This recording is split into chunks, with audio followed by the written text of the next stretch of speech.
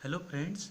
जैसा कि हमने आपको पिछले बताया था पिछले वीडियो में कि मिनिमाइजेशन ऑफ डीएफए क्या होता है। तो फ्रेंड्स, एग्जाम में कैसे क्वेश्चन लिख करके आएगा कि reduce DFA to minimal DFA means आपको कोई भी डीएफए दे देगा, उसको कहेगा रिड्यूस करो। मीन्स हमारा क्वेश्चन का मतलब ये हुआ कि हमारी इस स्टेट में बहुत नंबर ऑफ स्टेट हैं। इसको तुम ऐसा डीएफए बनाओ कि इसमें हमारी जो नंबर ऑफ स्टेट है उसको कुछ कम कर दो। फ्रेंड्स, तो इसको हम आपको कैसे करना है एग्ज़ाम में, इसको हम कर करके आओ बताते हैं। फ्रेंड्स, जैसे कि हमारे इसमें 4 स्टेट दी हुई है, Q0, Q1, Q2 and Q3। अब यहाँ पर इनिशियल स्टेट को इसने फाइनल स्टेट मान लिया है। तो फ्रेंड्स, हम फाइनल स्टेट किसी को भी मान सकते हैं, लेकिन इस क्वेश्चन में गिवन है कि हमारा Q0 ही फाइनल स्टेट है।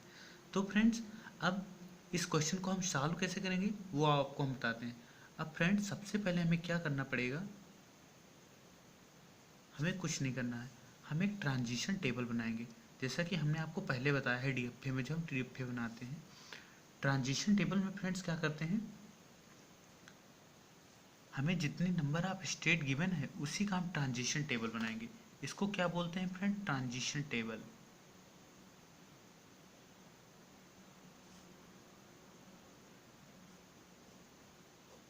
फ्रेंड्स, अब इसमें क्या करना है, हम किसी भी स्टेट से चालू कर सकते हैं।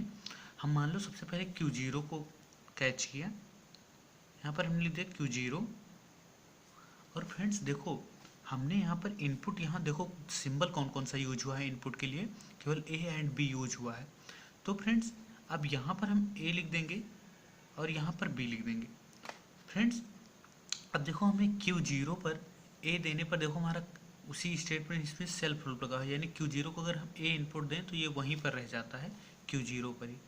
तो हमने यहाँ क्या लिखा, Q0। एंड अब हम Q0 को अगर B दें तो फ्रेंड्स देखो B देने पर हमारा कहाँ आता है, Q2 पर आता है। तो हमने यहाँ क्या लिख दिया, Q2 लिख दिया।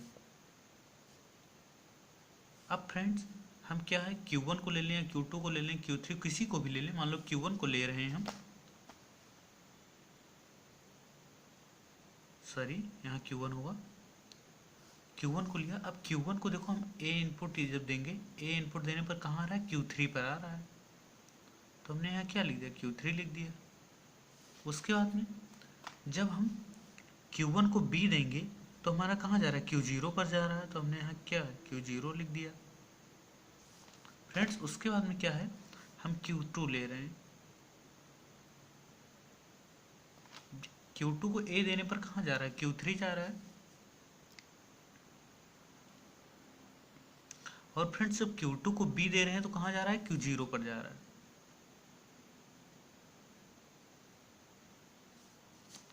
फ्रेंड्स, उसके बाद में जो हम Q3 यहाँ लिखते हैं,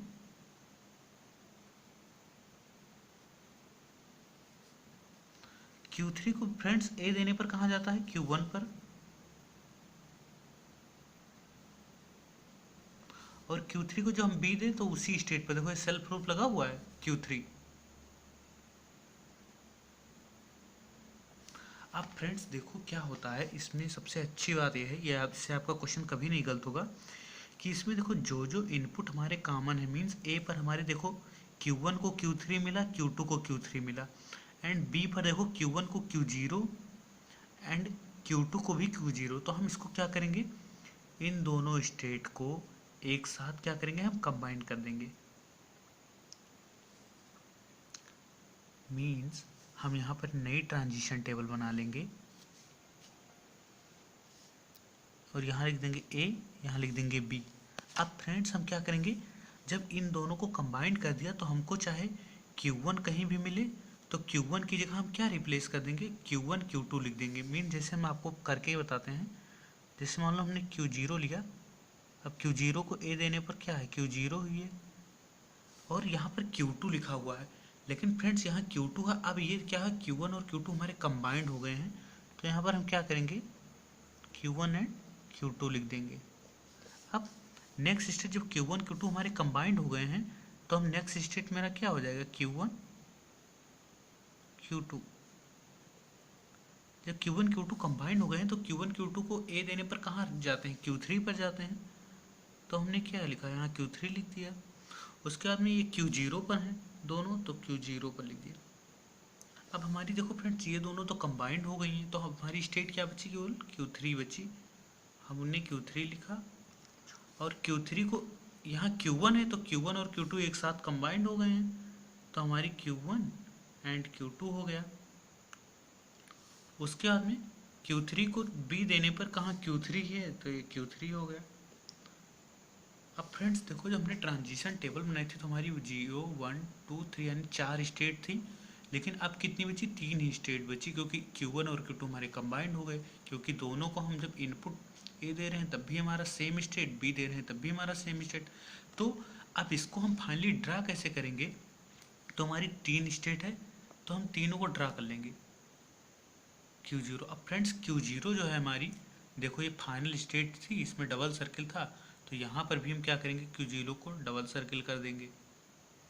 उसके बाद में क्या करेंगे, ये इनिशियल स्टेट है, यहाँ से भी हम इनिशियल देखो स्टार्ट हुई थी, यहाँ से भी हम स्टार्ट करेंगे। उसके बाद में Q1 और Q2 ये हमारे हो गए Q1 और Q2। इसको भी आप ब्रैकेट में रखना चाहो तो रखो, नहीं तो सॉरी फ्रेंड्स, यहाँ हमारा Q1 Q2 होगा, ध्यान नहीं दिया मैंने। और उसके बाद में नेक्स्ट स्टेट मेरी क्या है, Q3 हमने लिख लिया फ्रेंड्स।